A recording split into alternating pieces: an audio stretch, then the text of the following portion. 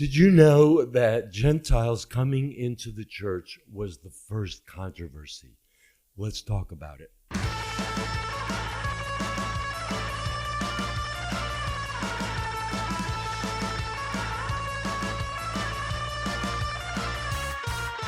Shalom and welcome to this episode of Did You Know? I'm Rabbi Ira from Shalom Boca Messianic Congregation here in Boca Raton, Florida. And today I want to talk about the earliest controversy that took place in the emerging church in Jerusalem. Many of you may not realize or know that the controversy back then was actually the opposite of the controversy at times that we have today. Well, what is that controversy? The controversy today is whether a Jewish person can believe in Jesus. Now, for us as Messianic Jews, we believe it's the most natural thing to do for a Jew to believe in the Jewish Messiah. But for many Jews, and myself growing up, that would have been the furthest thing from our minds, because Jesus was the Christian God. He was the God for Gentiles. And certainly, if you're Jewish, you can't believe in Jesus. And so that becomes a controversy for many Jewish people that we talk to. Well, I'm Jewish. I can't believe in Jesus. And we show them why it is a very normal thing to do. But going back to the first century, we find that the controversy was about Gentiles coming to believe in Jesus. And I'm going to read from a chapter in the book of Acts and unpack it a little bit for you to see how that controversy evolved. So came to a point where Gentiles could become partakers in the salvation that Yeshua provided, that Jesus provided. So I'm going to be reading from the book of Acts, chapter 15. I'm reading from the Tree of Life Bible. And it starts this way. And just to give a little context, the earliest followers of Yeshua were all Jewish. And they never stopped being Jewish. They didn't start out to start a new religion. Jesus didn't come to start a new religion. He came to fulfill what was promised throughout the Hebrew Scriptures, throughout the Tanakh, about one who would come first to Israel, but then eventually that the nations would come to the knowledge of him, of the one true God of Israel, the God of Israel that brought Israel out of Egypt, the miracles, et cetera, et cetera. And Israel's calling as a nation was to be a light to the other nations, to show that their God, the God of Israel, was the one true God over all the gods of the nations. Anyway, so Yeshua comes. He fulfills what we believe to be all the prophecies of the Hebrew Scriptures of who the Messiah would be, came and performed the miracles, laid down his life, was executed, buried, rose again on the third day. 40 days later, he ascends to heaven. Before he does, he instructs his followers to go and preach the good news to all the nations. However, in their minds, often they didn't get the whole picture. And so it starts out in Jerusalem. And then, as you might know, Apostle Paul, Rav Shaul, has an encounter on the road to Damascus where he was going to persecute the followers of Yeshua in that town. And Yeshua appears to him on the road to Damascus and tells him that he is to go to the nations, to the Gentiles, to preach the good news.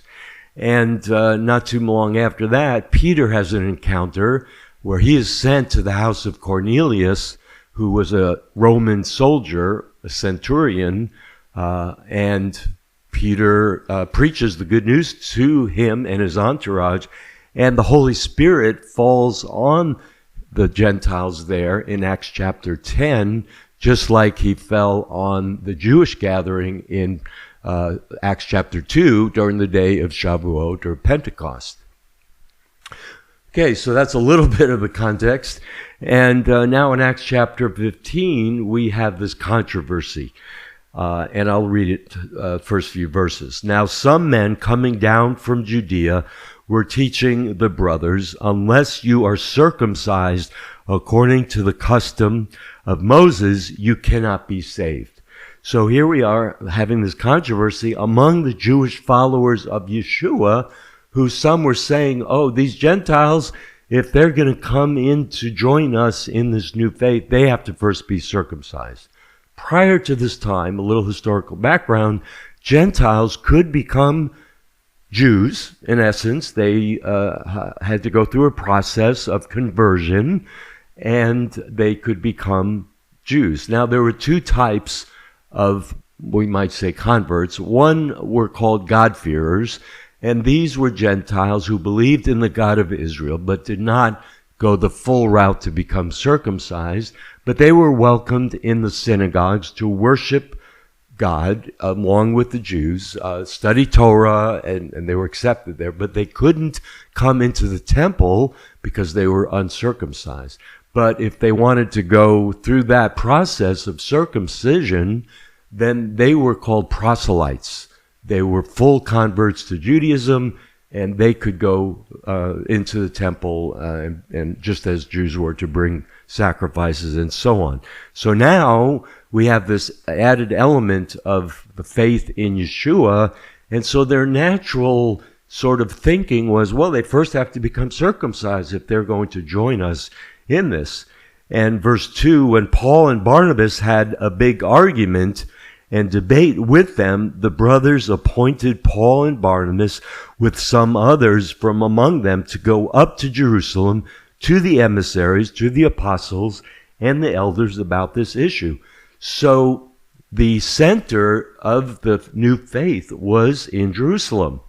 And who was considered the leader?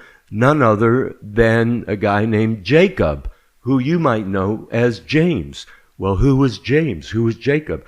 He was Yeshua's brother who had rejected him when Yeshua walked on the earth. But later, as we know from 1 Corinthians, Yeshua appeared to 500, but also appeared to James. And because of the importance that was given to the family, the physical family of Yeshua, he now becomes the head of the church of Jerusalem, the believers in Jerusalem. So they were sent on their way by the Antioch community. So Paul and Barnabas had gone to Antioch, which was north, but they had to go up to Jerusalem, which, of course, we say going up to Jerusalem because Jerusalem is elevated. They were passing through both Phoenicia and Samaria, describing in detail the conversion of the Gentiles, and they were bringing great joy to all the brothers and sisters. When they arrived in Jerusalem, they were welcomed by the community and the emissaries, the apostles, and the elders, and they reported all that God had done in helping them. In other words, Paul and Barnabas, and to some extent Peter as well, but primarily Paul and Barnabas, had gone out amongst the Gentiles preaching the good news, and many were coming to faith. Hence this controversy about these Gentiles, whether they needed to become Jews first to be welcomed into the community. Verse 5, but some belonging to the party of the Pharisees who had believed stood up. Wait a second, there were Pharisees that believed in Yeshua? Yes. Imagine that. I bet you didn't know that. There were Pharisees that came to faith in Yeshua. And they were saying it is necessary to circumcise them and to command them to keep the Torah of Moses. Again, historical context, if a Gentile came to one of the Pharisees and wanted to be converted to become Jewish, he would take him through a process where he would have to be circumcised, but also study and so on, be immersed, go through what's called a mikvah, like a baptism in water. And when he came out, it was said he was as if he was born again. That's where that term comes from. We had that on a previous episode, I believe. And so it was natural for these Pharisees who were believers in Yeshua to then assume, well, they had to be circumcised as well. Verse 8, the emissaries and elders were gathered together to examine this issue. After much debate, Peter stood up and said to them, brothers, You know that in the early days God chose from among you that by my mouth the Gentiles should hear the message of the good news and believe. So wouldn't you have liked to have been the fly on the wall? I would have liked to have been in this controversy where you have Peter, you have Paul, you have Barnabas, you have James, Yaakov, the brother of Yeshua, and other leaders gathering to debate this issue. Some of these Pharisees who had believed to debate this issue. And Peter is saying, hang on a second, guys.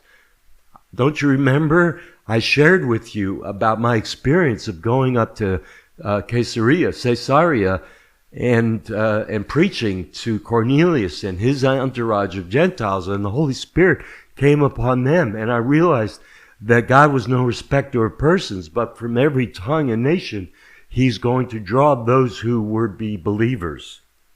Sorry, I get excited about this kind of stuff. And God, who knows the heart, testified to them by giving them the Ruach HaKodesh, the Holy Spirit, just as he also did for us.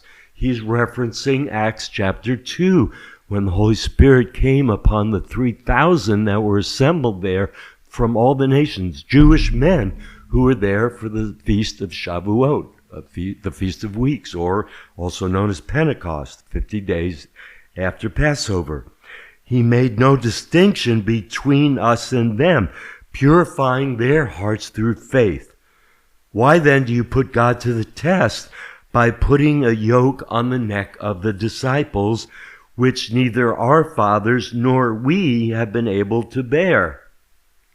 In other words, the Torah had a lot of commandments, and of course the Pharisees and the teachers of the law added things to what was written in the Torah to kind of put a yoke on the people, which was impossible to keep for anyone, which our fathers nor we have been able to bear. But instead, we believe that we are saved through the grace of the Lord Yeshua in the same way as they are.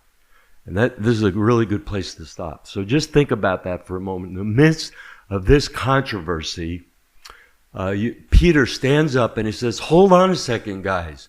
Don't you remember, I shared this with you, that the Holy Spirit came upon these Gentiles, showing me and showing us that God was no respecter of persons, of people, that we are, just as they are, saved by grace through Yeshua the Messiah.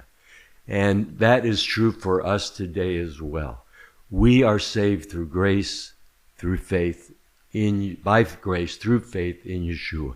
And while the controversy today might be, and you might be listening to this or watching this and thinking, well, I'm Jewish, how does that apply to me?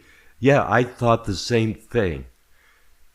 And just think about, though, the controversy back then, 2,000 years ago, was not about whether Jews can come to faith. It was the most Jewish thing they could do. But the controversy was about these Gentiles. What are we going to do with them? And as we'll see in the next episode, the ruling was truly an act of God. That no, these Gentiles don't need to become circumcised to believe. And that was great news for them. So stay tuned. We'll pick this up again in the next episode. Thank you for watching. Please share, like, and subscribe so that others may benefit from these words as well.